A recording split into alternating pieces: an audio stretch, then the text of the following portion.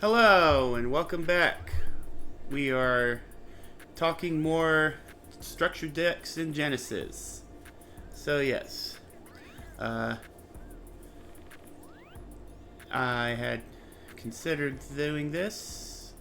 I'm going to continue doing this for me because I don't think anyone else has done it. Either that or the algorithm is hiding from me.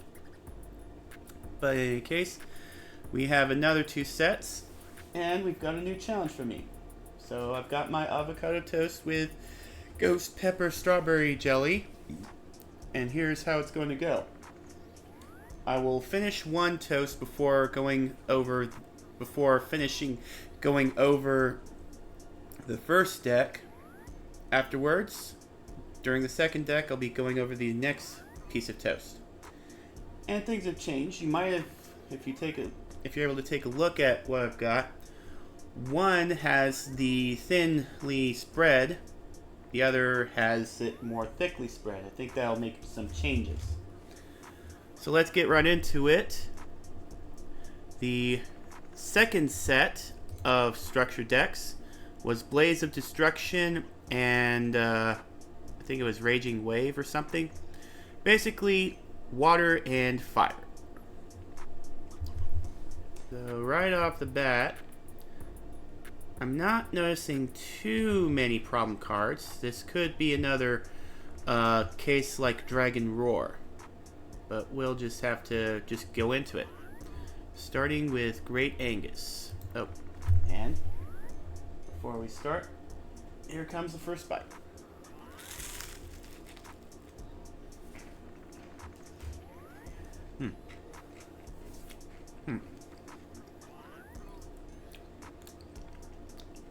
Yeah, here comes the heat. Okay. Ooh. It's coming back with a fury. Okay. Great Angus. And we got Blazing Impachi. Pretty solid cards for back in the day. Very solid stats. Then we've got Little Chimera, which is a stat booster, and Foxfire, which has a recovery effect. Let me have a look at what he does real quick. Let's see. Strike by Bell. Right.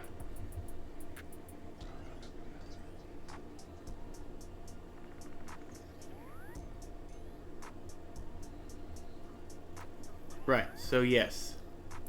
Foxfire was more of a defense card. But it was, it had to be destroyed by Bell. So, Foxfire effectively not a very good defensive card. You know, Twin-Headed Behemoth would do a better job, but I think there was a utility for Foxfire in here. But Little Chimera... let's see. Yeah. Gave a boost to fire monsters, a decent 500 attack. But 11,000 is something to sneeze at. Anyways, let's put these on the list. Let's see. Then we've got Blazing Baseball Kid. Ultimate Baseball Kid. Let's see. So yeah.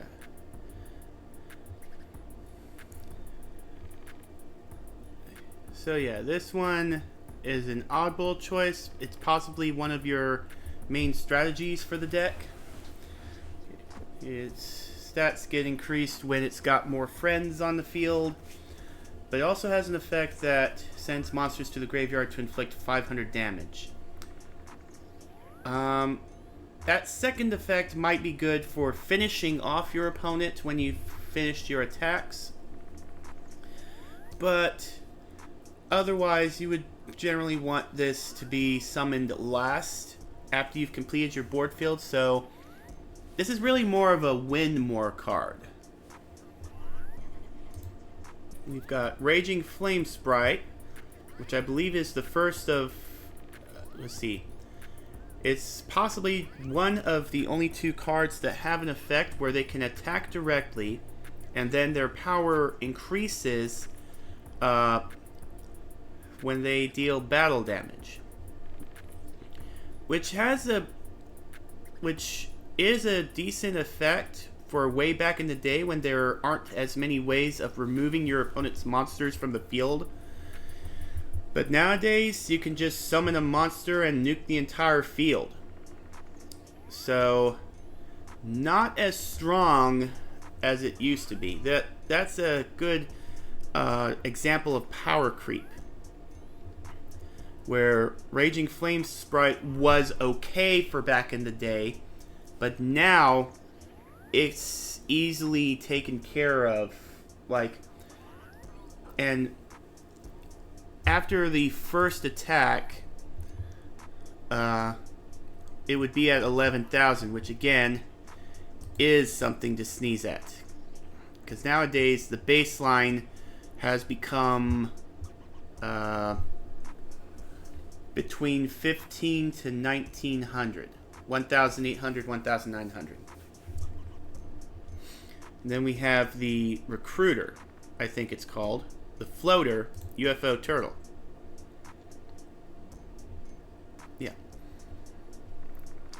Yeah, UFO Turtle, Giant Rat, Mother Bear, which we'll probably see in the next one.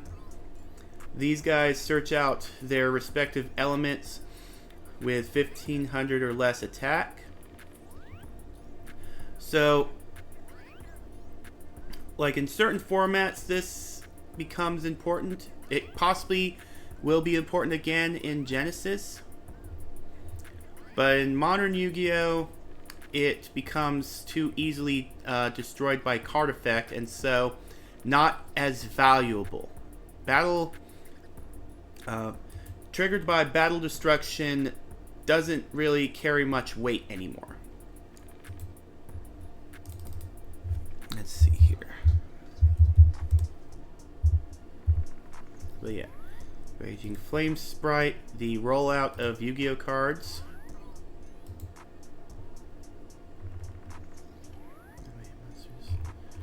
And then FO Turtle.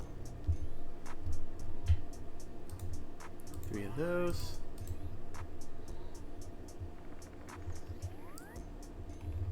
Okay, I'll go ahead and take another bite.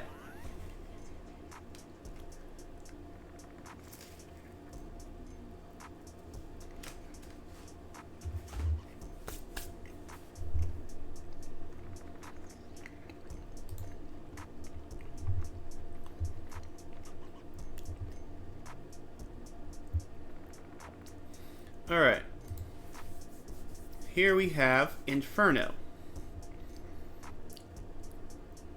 So this is a card from another set of cards that the only way you can summon them is by special summoning them by banishing their respective element.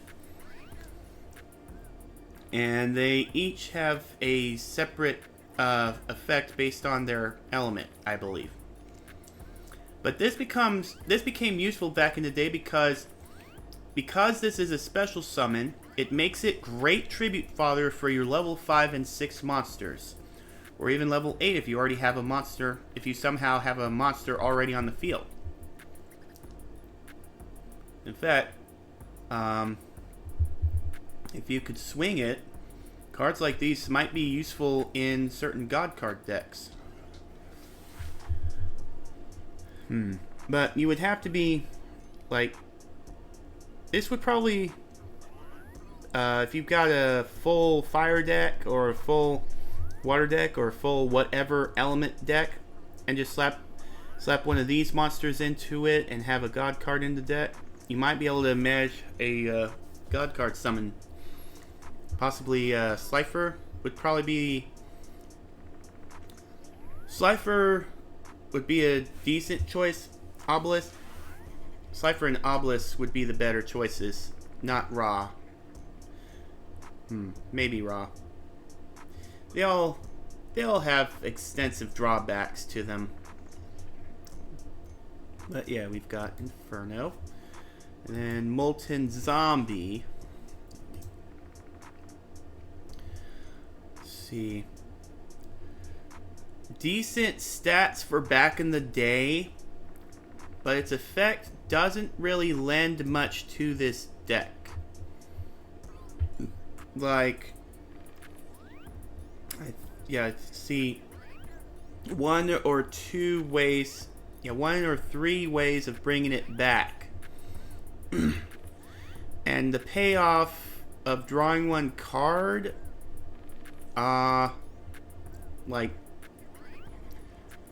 if it was 2 cards, it would likely be worth it, but I don't see this being a good effect to have even back in the day.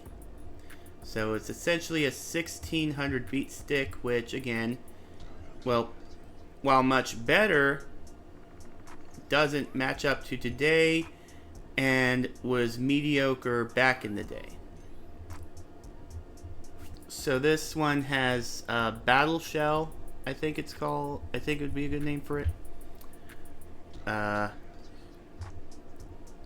See, keeping your opponent from attacking this monster, and it will give your opponent a slow burn. Feasible back in the day, but now the game has gotten way too fast for this to be a good effect. Like all the opponent would have to do is drop a Raigeki, play Rose Dragon, stuff like that. It cannot be targeted for an attack, but it can still be destroyed by an effect. So even a sniping effect, that would take it out. But this, let's see, could it come back in Genesys? I don't see that happening, because once again, dealing 500 damage to your opponent during each end phase, still too slow for the speed of the game. Let's see, and then Gaius Soul, the Combustible Collective, a level 4 monster, so you can pull it out right away. 2000 attack, which was amazing back in the day. Let's see here. This card. And there's the drawback. Back in the day, 2000 was an incredible baseline, but there was always a drawback to it. So first of all, you cannot use this monster defensively at all. It has 0 defense. And it's not even searchable through zombie means, since it's a pyro monster. And you're able to boost it up by tributing 2 pyro monsters. That would make it a 3000 monster. So, a good attack baseline. And it inflicts piercing battle damage. But it is automatically destroyed during the end phase. So, like, this card is a real Hail Mary. Like, you would just throw it at your opponent, it blows up in their face, and then you're likely left with an empty board. With this, you would want something to keep you healthy. Could this make a comeback? It requires you to use a pyro type deck, and would require a good amount of setup to make use of this first effect. And you would want something like Threatening Roar or Swords to keep your opponent from coming back with an attack. So maybe, but it would require too much setup. Oh, let's go into the boss monster first. The Infernal Flame Emperor. So, this one went a different direction to the other structure deck monsters. So, in order for you to, the only way for you to summon this monster is by tribute summon. 2700 attack, 1600 defense, average for a level 8 or higher monster that you have to tribute summon.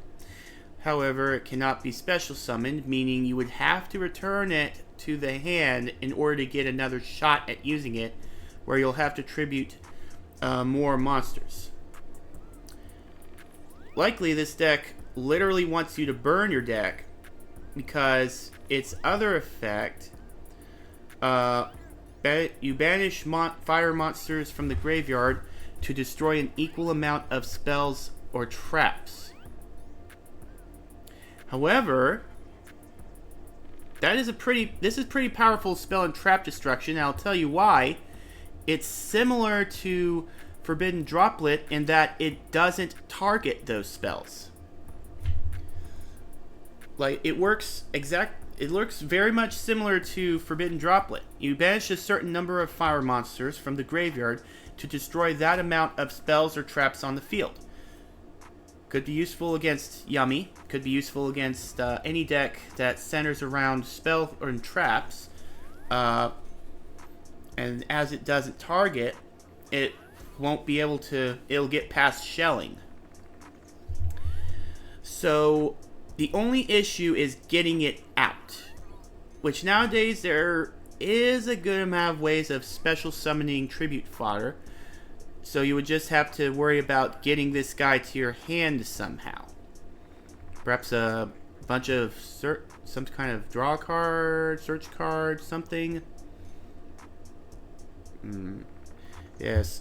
So, decent boss monster. It might have a shot in the Genesys format, but there are a lot of faster strategies and a lot more powerful monsters than this that are more easily summoned. Plus, let's see, like, this would likely be a good side deck option for your fire deck. Like, only by virtue of being able to destroy your opponent's spells or traps. But that's if the normal summon can actually go through. Genesys might see a format that has a bit more viability for trap cards like Bottomless Trap Hole or Trap Hole in general.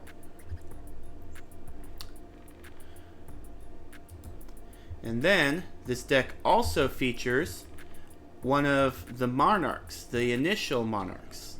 This is the first deck to feature a monarch. Thestalos, the Firestorm Monarch. When you tribute summon this card, a random card is discarded from your opponent's hand. If the tributed monster... tribute summon, discard a random card from your opponent's hand. If the card discarded was a monster card, you inflict damage to your opponent equal to its original level times 100.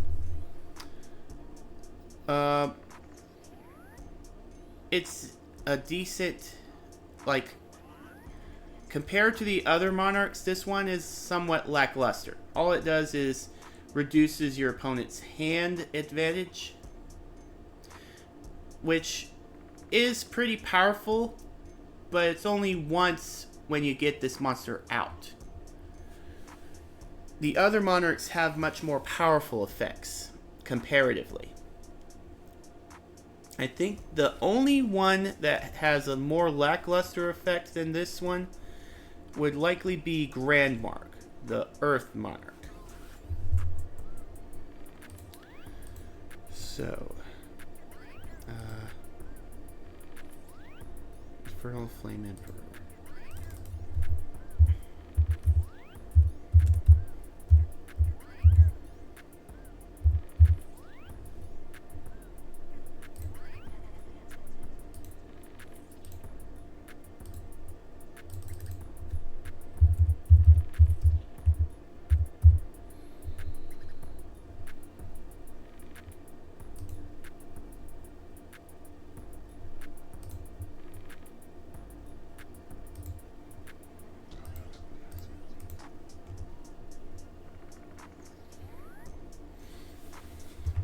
Alright, let me see. So once again, let me see. So yeah. So yeah, once again we're seeing the deck being a bit more spell and trap heavy, which can cause issues. Alright, so now we're going to start seeing some trouble cards. Right off the bat, there's Harpy's Feather Duster. Let's see, how much was that one again?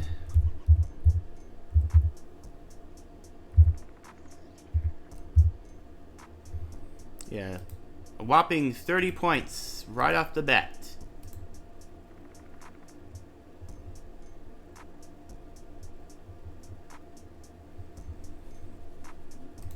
Let me see. And then we got Brain Control and Monster Reborn.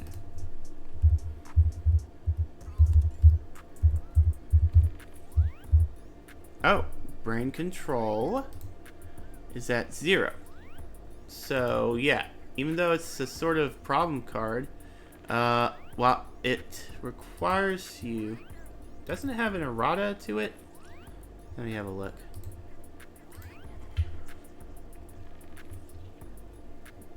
Target a face-up monster. It can be normal summoned or set. Yeah, so it was errated.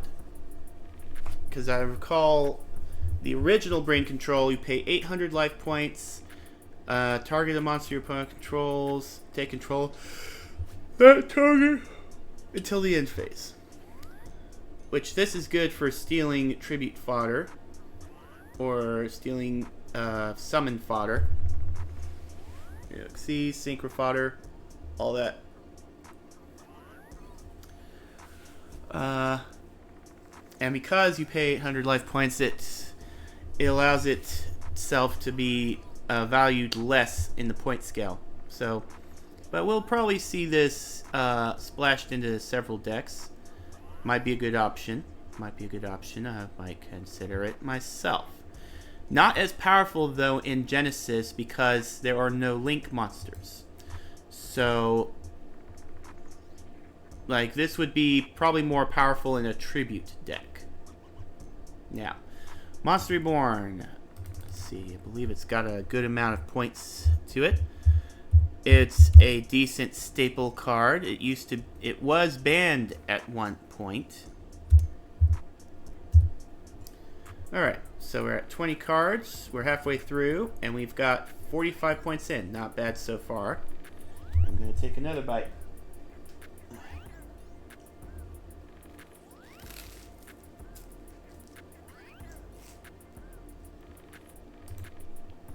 Alright, so we got Tribute to the Doomed.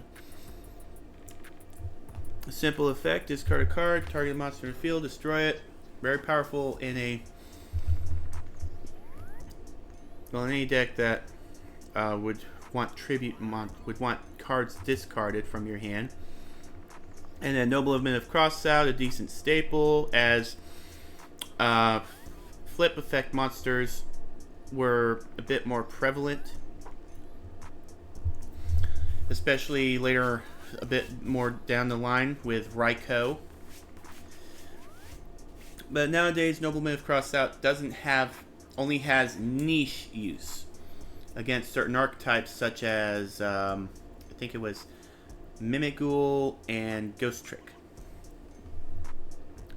So Tribute to the Doomed and Nobleman of Crossout. Tribute to the Doomed might have a point value set to it. To Meteor of Destruction.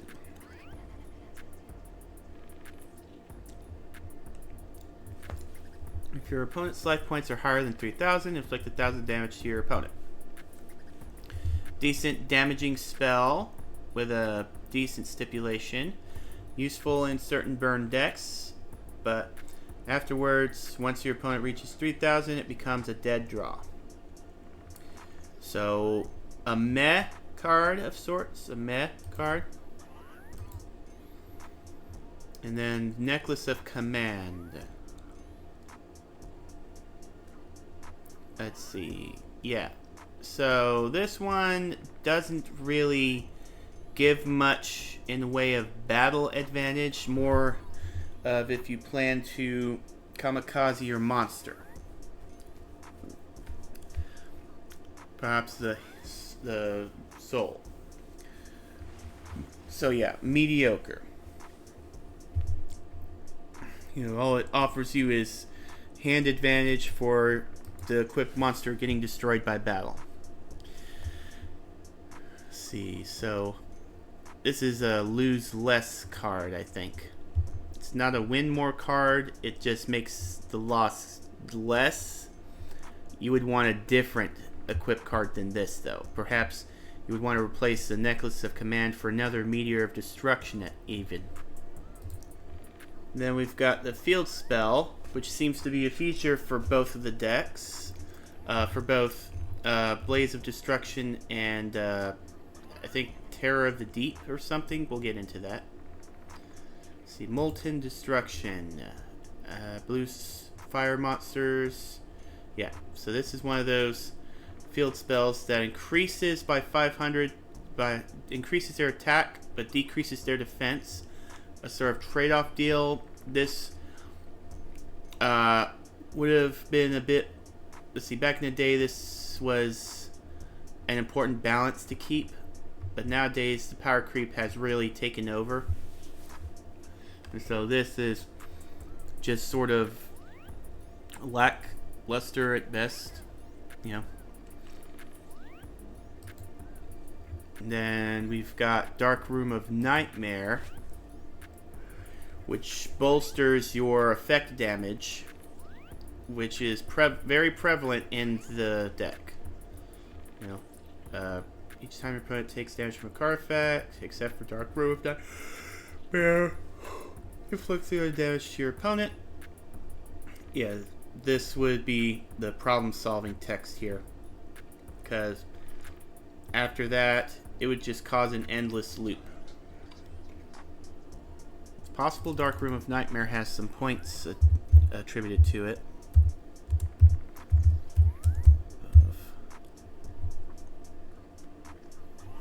Nope.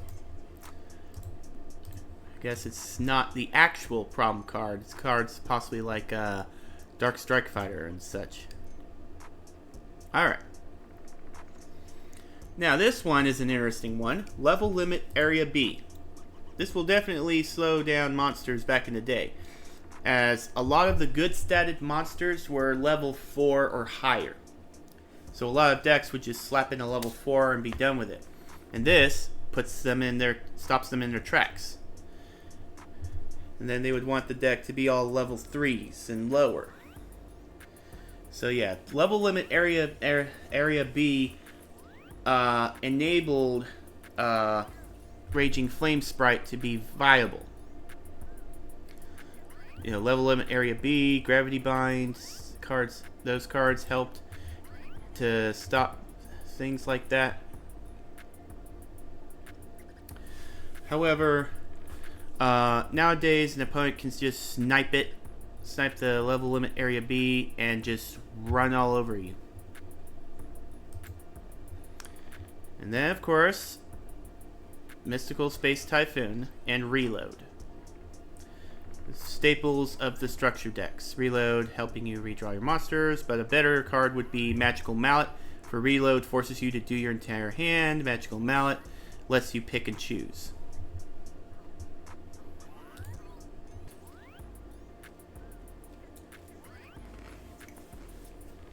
Dust Tornado. I have never seen much use out of this trap card.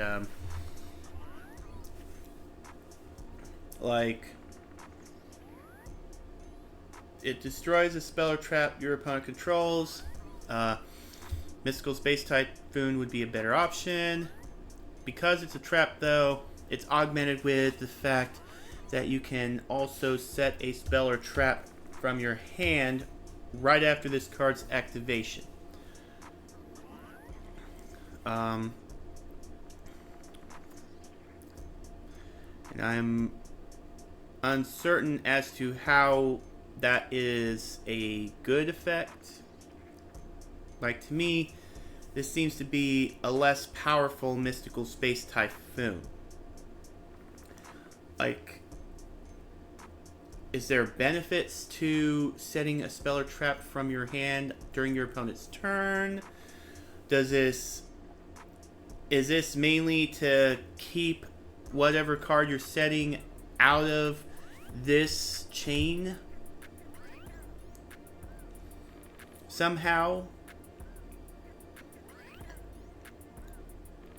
I'll have to look into why Dust Tornado is good, or if it is good. But yeah, a better card would be at least Mystical Space Typhoon. And then we've got Jar of Greed. You get to draw a card during your opponent's turn. Jar of Greed, though, has a upgrade in Reckless Greed, which, yes, you do have to skip your next 2 draw phases, but timed right, that becomes mitigated.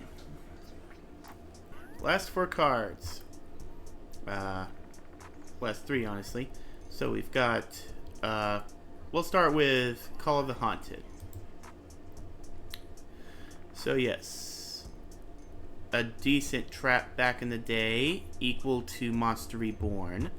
I believe this has seen its time on the banned list once or twice. Special summoning a monster in attack position. For a trap card, you would want, I remember being careful about this one because it's being summoned in attack position, you would have bigger risk of getting hit by the life points. And also, this also links itself to that monster when that monster is destroyed, Call of the Haunted is destroyed, and vice versa. But it's still a pretty decent tool, especially when it came into, I remember using this in the Synchro area to get some good use from my Karakuris. I would activate Call of the Haunted to special summon Strategist, which effectively became a trap card that changed my monster's battle position, stopping their attack. And that used to be a more powerful strategy.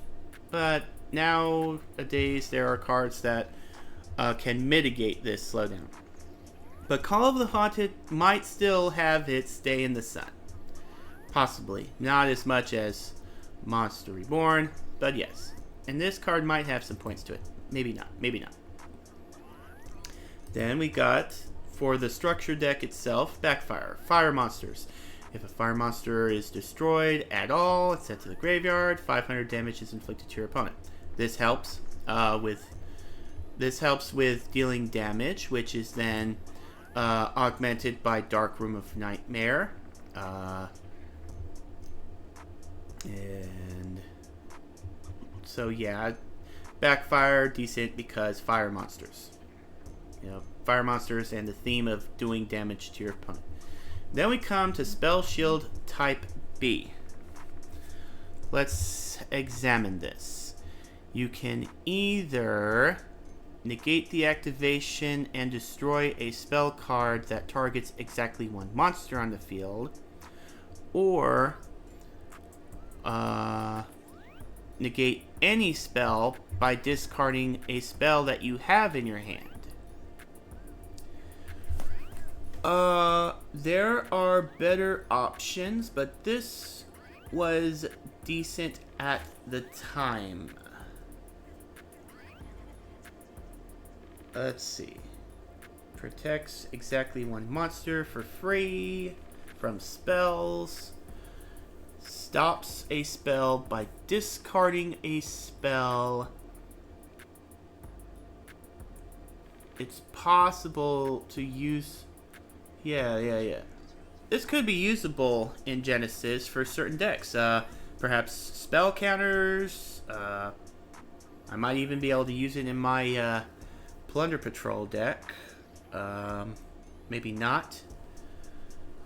Discarding a spell to negate a spell. It seems too hefty a cost, as a lot of times you put your spells in for amazing utility and try your best not to have any dead draws, but then protecting exactly 1 monster for free. This is at 0 points. It might be a good replacement for certain traps that you would want to run instead. Although Dark Bribe might be a better choice. So let's see. And there you have it. So, it is Genesys friendly, but it's underpowered. If I were to revamp this deck, I would likely, let's see. Yes, I would likely pull out all of the battle protection cards. Level limit area B, there might be a card that might be better. No, I'm thinking of Baguska. But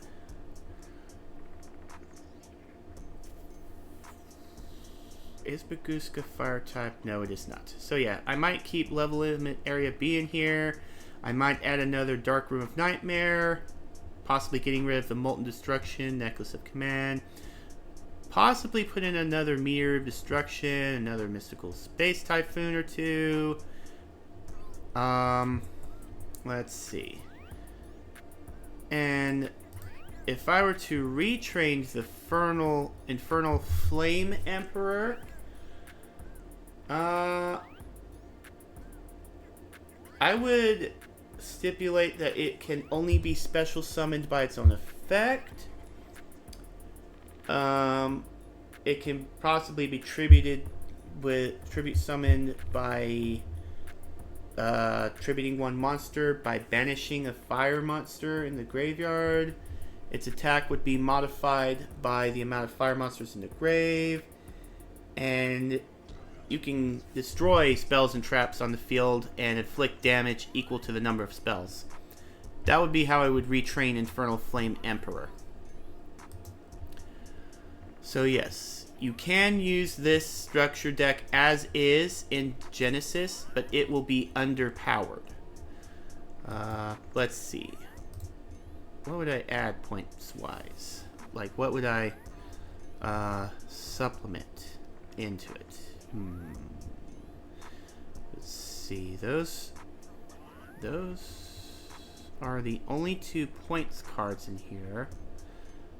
You could probably, yeah, maybe another Brain Control. And I could probably do another Monster Reborn. Add a Raigeki. And we'd have ourselves a decent enough deck, perhaps. Replace a few of the cards. UFO Turtle Floater might be more powerful in this format, maybe. So yeah. That is Blaze of Destruction. Now, let's go into the next one. Let's see here.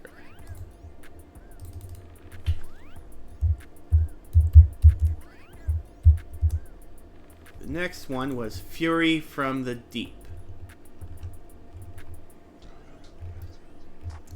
This one featured water monsters, and it's, let's see, and it also featured Ocean Dragon Lord and its upgrade, which utilizes destruction effects by getting rid of Umi on the field. And I believe it also featured a legendary ocean. So let's pull up that recipe. Alright. So, yeah, this seems similarly built.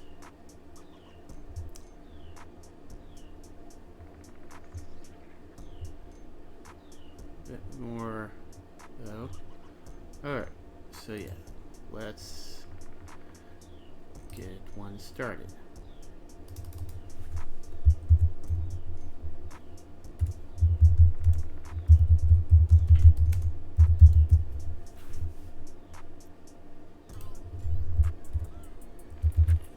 Okay. So we've got our normal monsters. Let's see. Space Mambo. 7-colored fish. Sea Serpent. Level 4 monsters with decent stats. You would likely replace 2 of them for 1 after buying 3 copies of this deck. So, decent enough.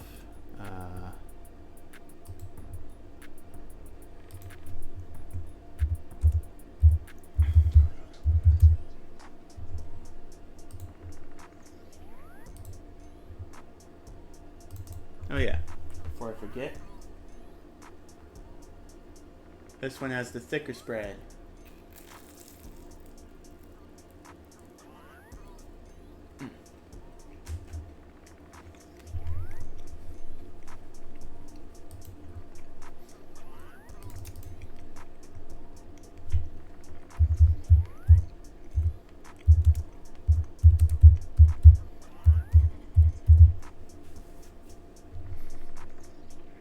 Okay, this might cause some issues.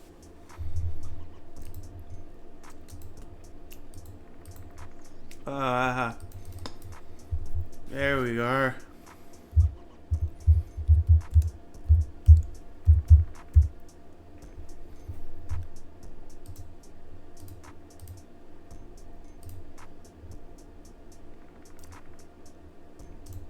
Alright. We've got Starboy, your attack augmenter. Let's see, what does Creeping Doom Manta do? Okay. Trap suppression. So, yes, a couple of utility cards.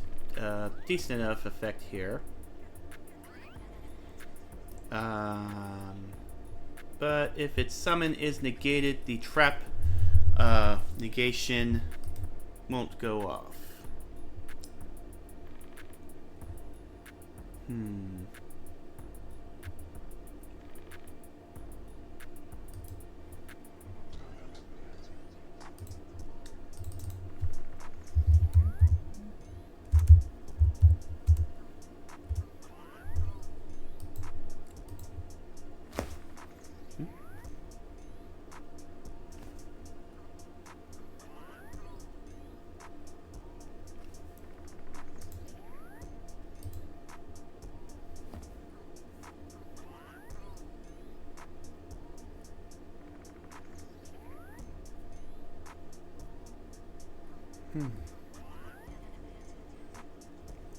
Alright.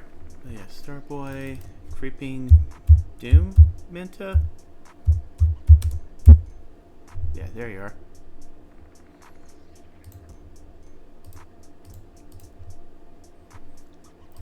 Then we've got the floating Mother Grizzlies. They're the searchers of the deck.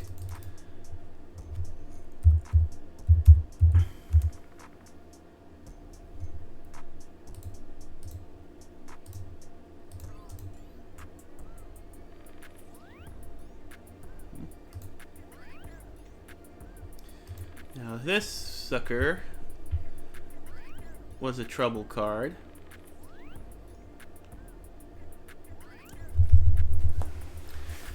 You can discard a card, then declare a monster type to destroy all monsters on the field with the declared type. Now, it's only recently been taken off of the ban list. And as long as it's not going up against an Aqua deck, which even then it might still see some good play. In fact, I might try and get my hands on this card for my Plunder Patrol deck, see if that would help.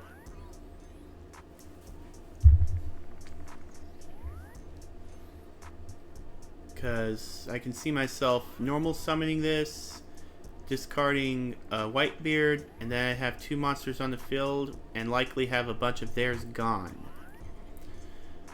But I think part of the issue with this card is that a good amount of monsters have destruction protection, and the end board would likely have at least one effect negation.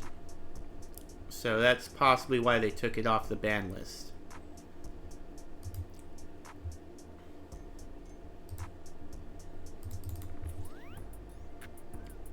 Alright, we've got Fenrir, a slightly more powerful version of cards like Inferno, but it requires 2 water monsters to be removed from the graveyard.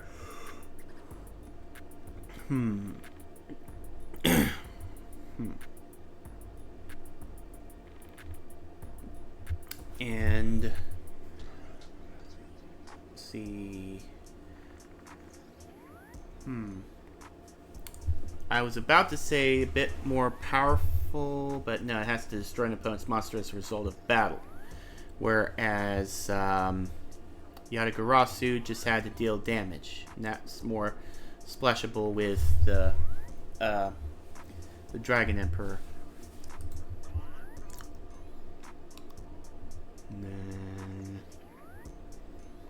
And this card can attack your opponent's life points directly as long as you have Umi. Alright. Mermaid Knight.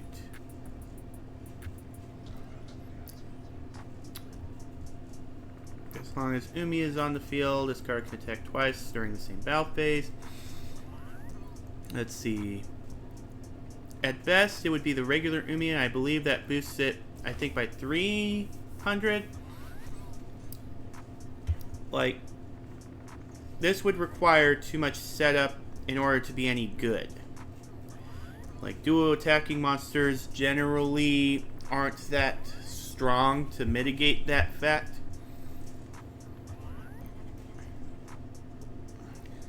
So I haven't seen that many powerful monsters with duo attacking effects.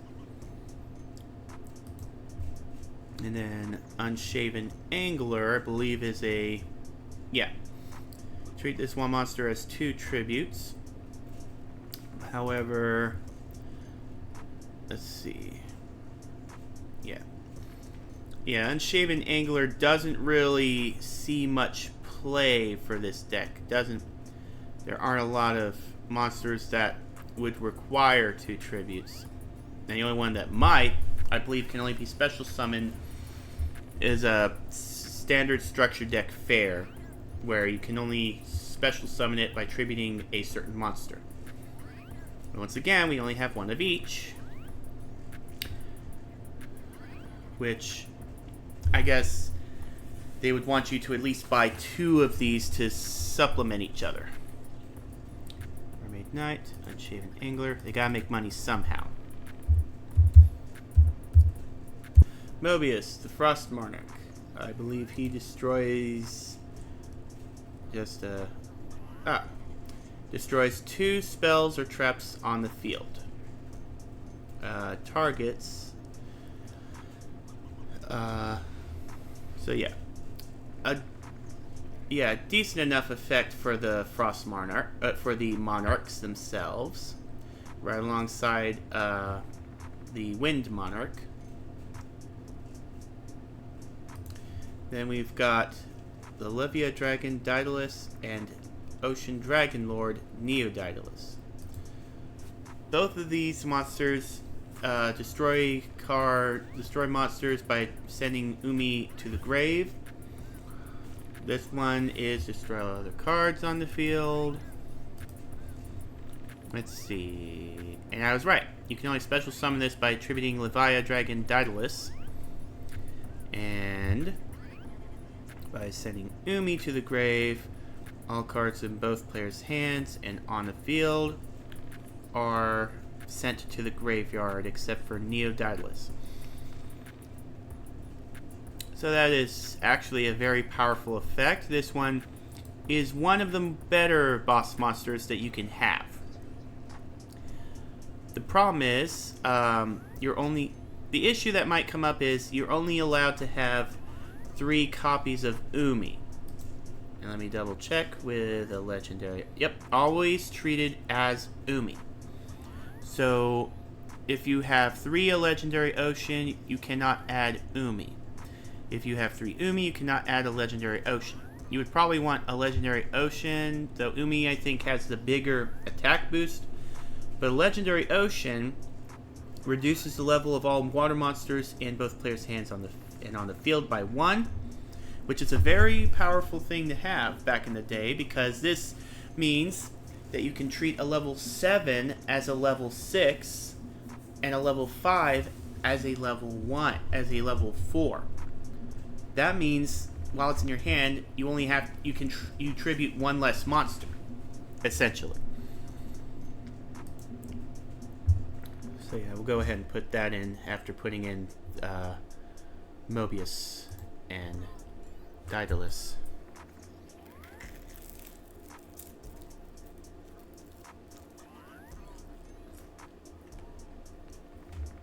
Alright, so already we see some problem cards. So let's get into it. Pot of Greed, Heavy Storm. Don't need to say that again. Let's see. I've already shot to 50 now. Creature swap, salvage, creature swap, being sort of decent. I think you have to give them a normal monster. Let's double check. Nope. You each give a monster to your opponent. There are worse cards you can use in creature swap for it, but you would probably want to use cards like Snatch Steal or Brain Control. Creature swap, salvage. And then salvage is excellent for reshuffling your water monsters, but it can only give you your 1500 attack or lower monsters. Creature swap is at 1. Which I'm sure people can guess why. Certain monsters you would want to have on your opponent's side of the field. Hammer Shot, one of the one-card shot cards, alongside Fissure and Shield Break.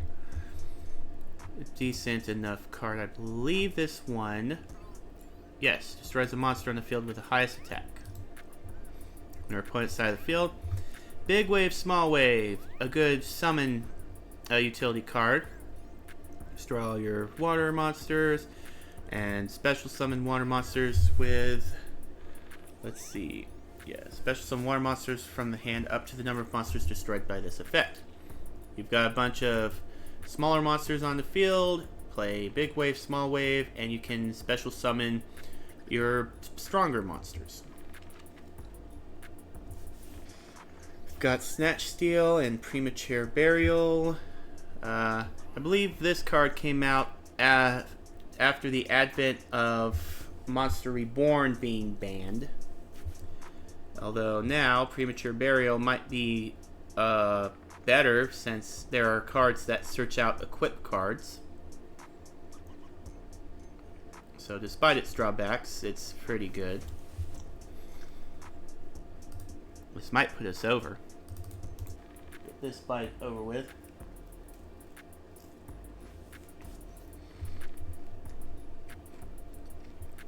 But this time, this deck has 2 copies of Reload.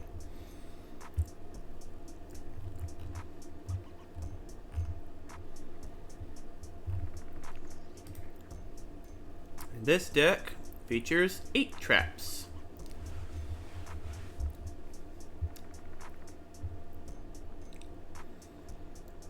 Let me see. Pretty whopping.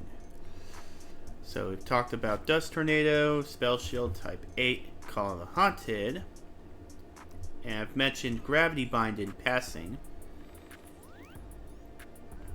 Torrential Tribute. This was a pretty powerful card back in the day, almost as powerful as Mirror Force. Whereas if your opponent summons a monster, you can activate that to destroy all monsters on the field. This is possibly the predecessor for Nibiru. But it's easy for the opponent to mess up your timing with this. Mirror Force is a bit more reliable, but Torrential Tribute has a bigger surprise factor to it. Zing Zang Hu, at the point of this card's release, was likely either banned or limited, and so it was a less powerful version.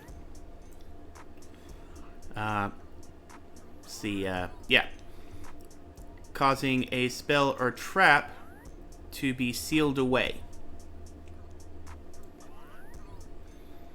In fact, I think this is a reference to a Dragon Ball technique, Evil's Concealing Wave.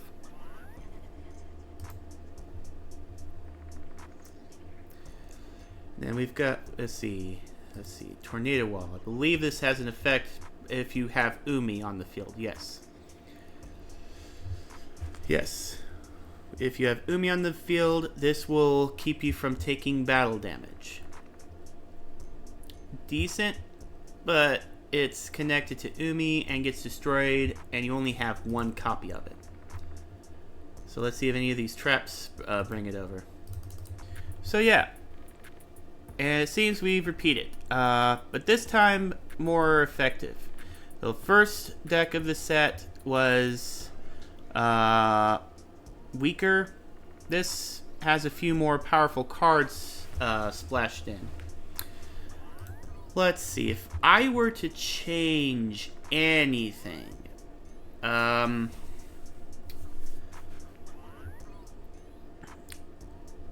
possibly I would drop the creature swapping aspects and focus more on getting Daedalus out, getting the Legendary Ocean, possibly replacing Snatch Steel for terraforming. Let me see. I would probably put in another Tribe Infecting Virus. Creeping Doom Manta seems to be an okay addition.